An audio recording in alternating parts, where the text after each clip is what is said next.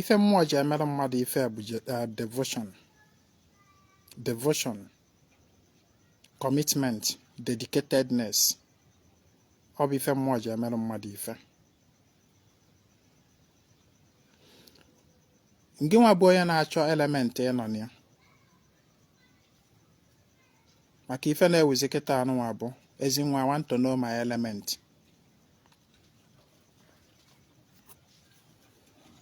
Ị marụgokwa afịa amụrụ gị na ya? Ọ bụ na Eke ka amụrụ gị, ka ọ bụ n'Orie, ka ọ bụ n'Afọ, ka ọ bụ na Nkwọ? Ihe a bụ ihe ị kwesịrị ịdị concerned about. Ọ bụla ịjụ which element you are, which element is your own. Agbago m gị gị that every human being is an embodiment of all the elements. None is lacking. Mgbage ntị. Ya bụ na eme afịa amụrụ gị na ya.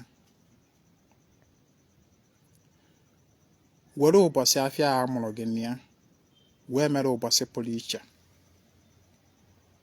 n'ebe gị na ndị otu gị nọ.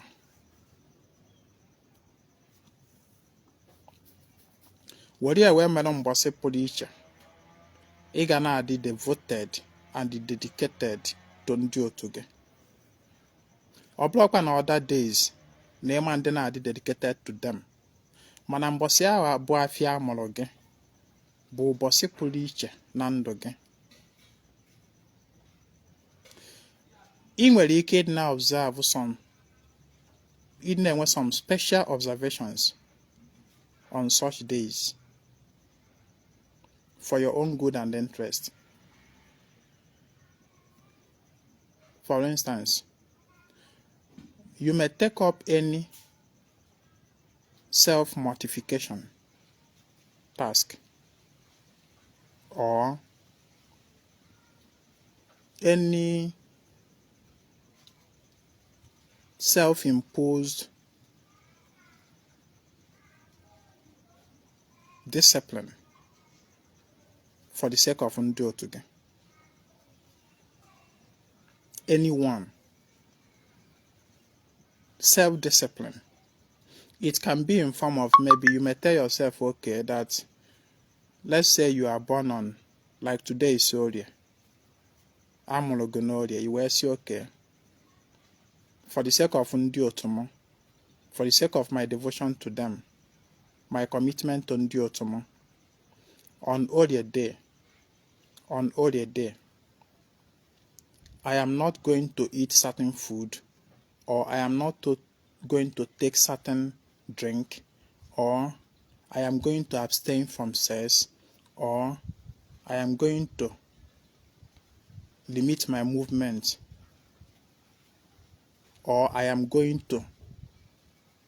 You just choose. It is not something you go to the Bible. No, it is personal. It is something you choose. Because ofufe mmụọ includes also our lifestyle. Anyị na-efekwazi mmụọ site na lifestyle obibi ndụ anyị. Ife mmụọ I mean is rendering service. Yes. You may just choose anyone and be consistent with it for the sake of Ndị Otu gị. Let it be something that reminds you or special or bando gị na Ndị Otu gị on such your market day. Or you may just tell yourself that, okay, today is Orie, but Orie ka amụrụ gị. On every Orie day, I am going to do certain thing for my Ndị Otu. Ị nwere ike igwe onwe gị, okay, every Orie day, I will offer special devotion, special ritual for my Ndị Otu. Maybe, okay, every Orie day, I'm going to walk down to the stream and commune with my Ndị Otu, using Oji, using Nzu, using anything I have. You may choose that one. You may tell yourself, okay, on every Orie day, being that Nano Obosi Amolam, mmemme Salaka for Ndị Otu m. Mmemme Salaka and dedicated to my Ndị Otu. The Salaka could be in form of maybe something that you know you can be doing consistently. You may tell yourself that, okay, every other day, I am going to change some money, maybe 100 naira or 200 naira or 500 naira or 1000 naira, and then certain number of pieces, and then share it to beggars. With the intention of doing it for Ndị Otu. Or you may tell yourself, okay, every other day I must do something. I must do a charity work. I must do something. Something that even if I don't do it other days, on that day I'll do it. That is devotion. That is commitment. You gotta go. It is not something that anybody imposes on you. Oblodi biagesi gime.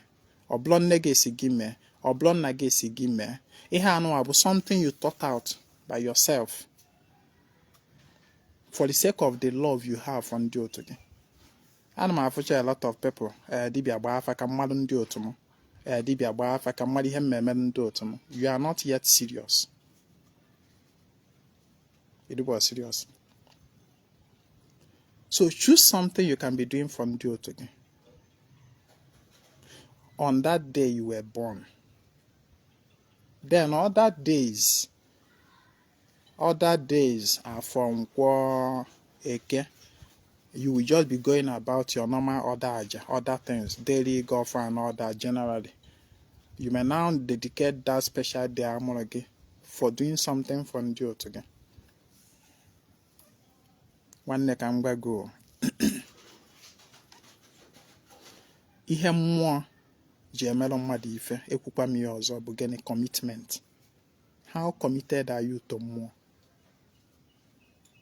Every time you now complain, ihe a na-eme ada aga. How committed are you to mmụọ na-emerụ gị ife? Ndị Otu gị. See, these people akpọrọ Ndị Otu, they have vital role to play in your life. The reason I make reference to connecting the day amụrụ gị and the Ndị Otu gị bụ na the day amụrụ gị is actually the day of your Ndị Otu. I don't know if you understand. The day amụrụ gị bụ the day of your Ndị Otu. That day amụrụ gị pụtara ụwa. You were on convoy with those your Ndị Otu.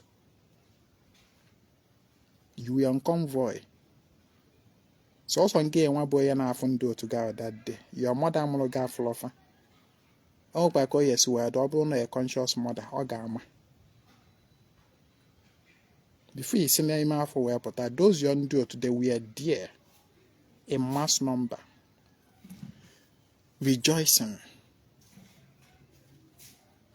They were there because their mission is to accompany you to earth and accompany you throughout your journey on earth in order for you to be able to achieve your destiny. They have been with you from that day amụrụ gị, even when you were still in the womb. But their joy was more on that day amụrụ gị, because that was the day their task started in earnest. Onwere ihe ọzọ Ndị Otu gị na-arụ na-abụlọ to make sure that you fulfill your destiny. They offer you the protection. They offer you every resources you need to fulfill your destiny. Akpọrọ ya Ndị Otu. Maka ngwa na-ejesikwa na be dibia gbara m afa, I want to know my Ndị Otu. What do you want to know? Mgbe nje gbawa afa ka ị mara Ndị Otu ka ị mara fa one by one by name. Ka dibia gbara gị afa gwa gị oke Ndị Otu gị dị 1 million in number. These are their names. Ọkwa ihe ị chọrọ ka dibia merụ gị. People ask questions that are not reasonable. So, it's just a suggestion Ezinwa is giving you. Ezinwa agbalọkwa gị n'otu aka eti eme ya. no kwesịrị n'ọdịnala Igbo na onye ọbụla kwesịrị mbọsị afịa amụrụ ya mbọsị ahụ na o kwesịrị dịdị n'ọdụ iwuriri iwuriti na ọ bụrụ na ime ha ebụrụ onye ọdịnala Ezinwa asọ ọkwa gị nke ahụ. I am only suggesting. Ịsị na ịfụrụ ndị otu gị n'anya, kedu ife ị na-emerụ fa? Ask yourself, kedu ife ị na-emerụ ha? Are you committed to them, or are you part of those who will dibia gbara m afa kedu ihe m na-emerụ ndị otu? I just want to settle them once for all ka ha gawara onwe fa. Are you that kind of human being that reason that way? Ị makwana ndị otu gị hapụ gị gawara onwe fa na ịtagbu onye a ịtagbu onwe gị n'afọ n'ụwa. Let me just settle them. Ọkwa ibu mmiri ka ekwuru, ịkpa ibu mmiri ego one dibia sị gị ịkpa ibu mmiri bụ 3 naira, weta 3 naira ka akparụ ha ibu ka ha gawara onwe fa. Dibia just want to settle them, fa gawara onwe fa ka m were ndụ mmeri ife. Ịdọrọ serious. Ndị otu gị ga-ewe ntị na ife anyị na-akọ iri, ịtagbuo onwe gị n'afọ. Gị nwa mgbere chọrọ ịghara ukwu isi, aka ya akparụ gị. So ihe a na-emerụ ndị otu does not end on ịkwa ibu ndị otu. It is something that is continuous. Ịmara ife. In every 4 days, 4 market days, you should dedicate at least 1 day to your ndị otu. Preferably ụbọchị ahụ afịa amụrụ gị, or you choose any other market day that will be most convenient for you.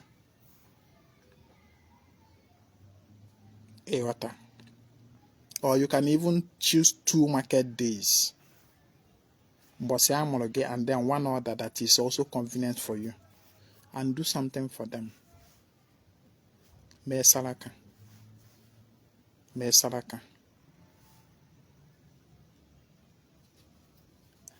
A suggestere gị iwere ego kee ndị ahịhịa. Give them money. Mee saraka. Nye ha ego ha eji wee ri nri. N'iwere ihe dịka 500 naira, you change ya into 2,000 naira.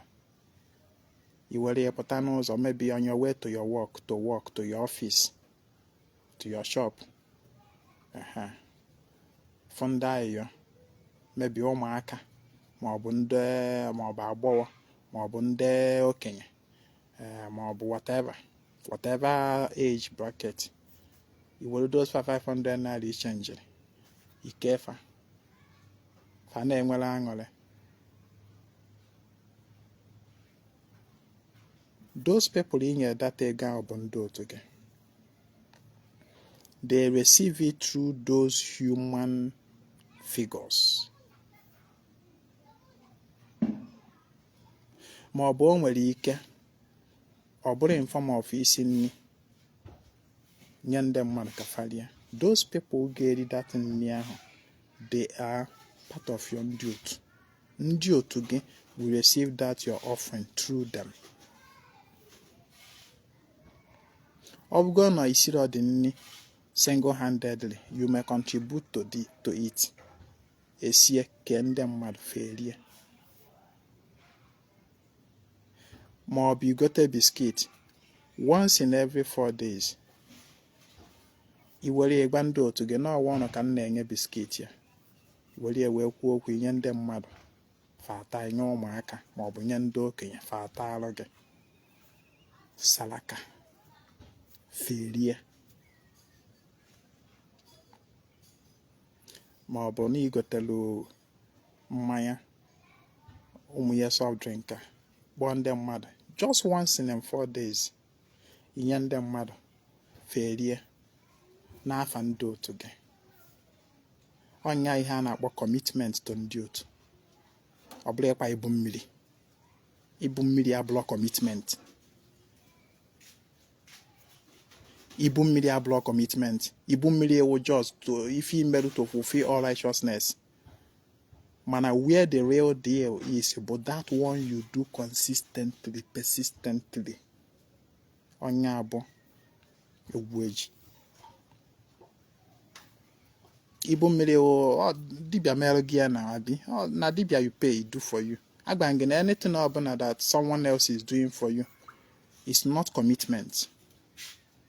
You do it to fulfill a duty or to fulfill a task. You did it to fulfill all righteousness ma ọ bụrụ ndị solo Igbo. Mana nke udei ya nke bụ kpọcha ya bụ gịnị? Those ones you do yourself, and not only that you do it yourself, you do it consistently. Ọ bụrụ just n'ime ya once kwụsị. Ibu mmiri o just once ka ị na-akpa ya na. Ibu mmiri once ka ị na-akpa ya, once ka ị enye dibịa ego ọ kparị gị ibu mmiri nke a aga. After ka ị mesịzi ya, what next? Ijezie lalụ ụla laba. Emenara m ndị otu m ife. Ị na-akọ nonsense. Ọ bụrụ nya the real deal. The real deal bụ minus that ibu mmiri kwuru dibịa ụgwọ mere gị. Which one are you now doing yourself consistently? Ka m gwa gị, if you want to be blessed in your existence here on earth, you must not joke with ndị otu gị. Ọkwa na complain nọ na bịa na-agbasa n'idele business ada aga. Mmadụ ifevọ gị ya do ka esiri n'ọkụ. No favor coming anywhere. Did you know that n'imete ndị otu gị mma, if that your business na ada aga, ndị otu gị themselves will be coming to buy those your goods and pay you. Let me tell you. So, a na-ekwu okwu ndị otu a, some people don't understand the connectivity.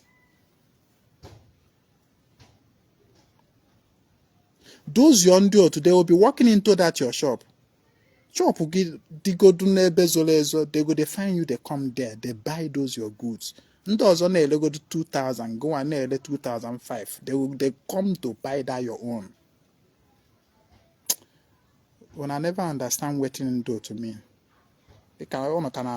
Some people can have some people's understanding of ndị otu bụ just ndị ahụ ji mụ na manụ bụrụ dị, ndị ahụ ji mụ na ma gbatara ego, ndị ahụ ji mụ, ndị ahụ ya bụ mkpara na ibu mmiri ihe bụ jikọ m na fa agwụ. You are yet to understand.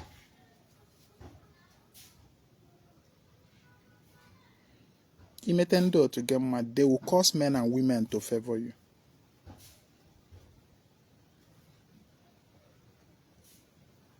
So, it's a suggestion anyway. Ezinwa is not imposing on anybody. It's a suggestion, just like one of those my teachings. Ana ngologolo abịakwam kwuo ngologolo abịakwam ka m kwuchazilie. I don't expect you to chat me in boss and ask me, Ezinwa, what should I be doing for my Ndị Otu in my market day of birth? Ajụna mia.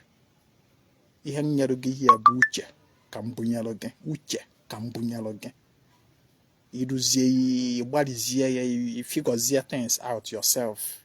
Go amazi nke ya akazi wee balụ gị. Ezinwa nwere nke ọ na-eme. Ana m emerụ ndị otu m ife 2 market days in every 4 market days. Number 1, tata bụ orie ka amụrụ m. Nke na-emere ha tata dị. Number 2 bụ mbọsị nkwọ. Every nkwọ ana m emerụ ndị otu m salaka. Every nkwọ. Onya this nkwọ salaka na ada eme every nkwọ. A lot of people are taking the advantage. When they take the advantage even more than me. Despite saying I'm Mr. Tan, na me the organizer. Onwere ndị fugoro uru dunia. And they have decided that na ebe our final bus stop. They know the film. I know some people that for the past how many years now ago this in Kwasaraka, they never film. At all, they must send something.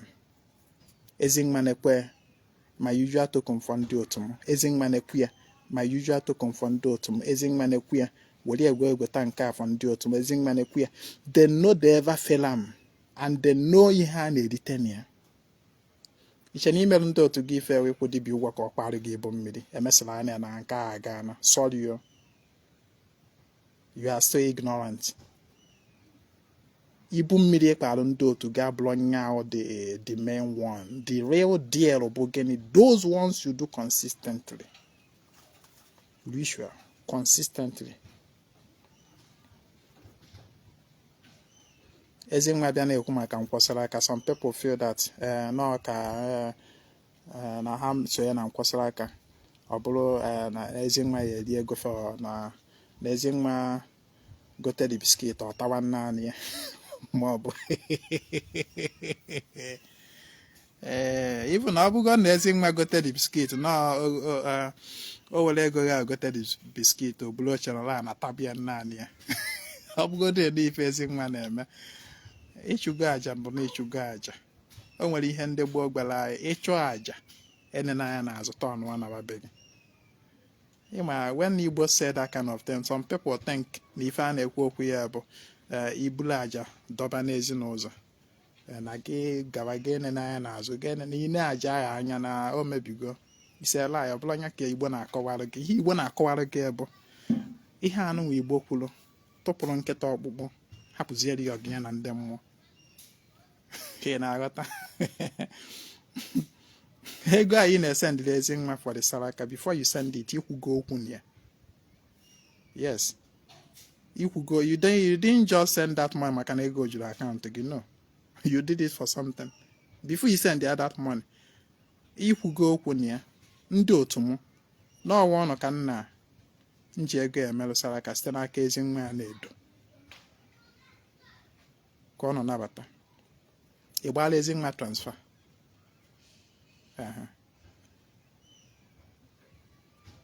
Ezinwa ya ego ewere the money gote Fanta, pack Fanta dọwa na-aṅụzi naanị ya. Ọ gbasawazịkwara gị. I don't know if you understand. It's just like nke anụnwa m kwuru na about change some money. Once you hand the money over to them, what they do with the money no concern you again. Gabazielu onwe gị. O nwere ike inye the person the money. Onye ayo inye the money. O nwere ike oweli ejegolu nnirie. O nwere ike oweli dachikwa mmadụ. O nwere ike oweli ejegolu akpa iri n'ahụ. O nwere ike dọkasị ya wufuo the money. Whatever the person do with that money, from that moment he handed over the money, bam, it no concern you again. Onya wifi Igbo kwuru sị, ịchụpụ aja enena anya n'azụ nawa be gị.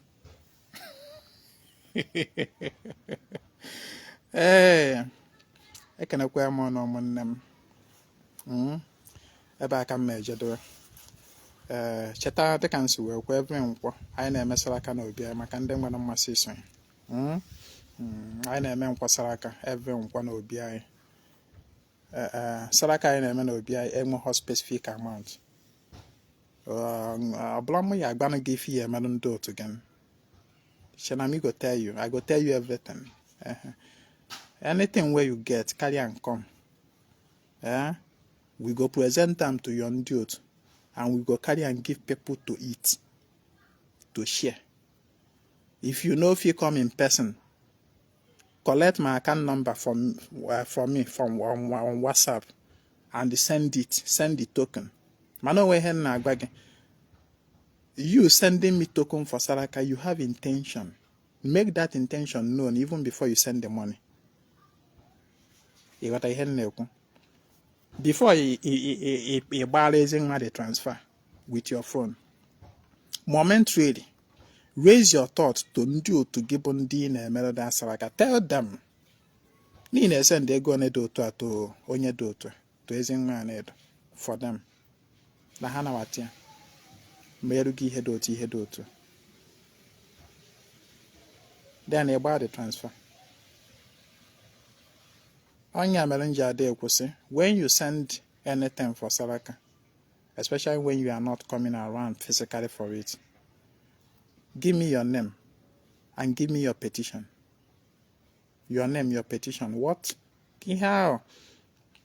That's saraka for what reason? For what purpose? For what intention? That is what I mean by that petition.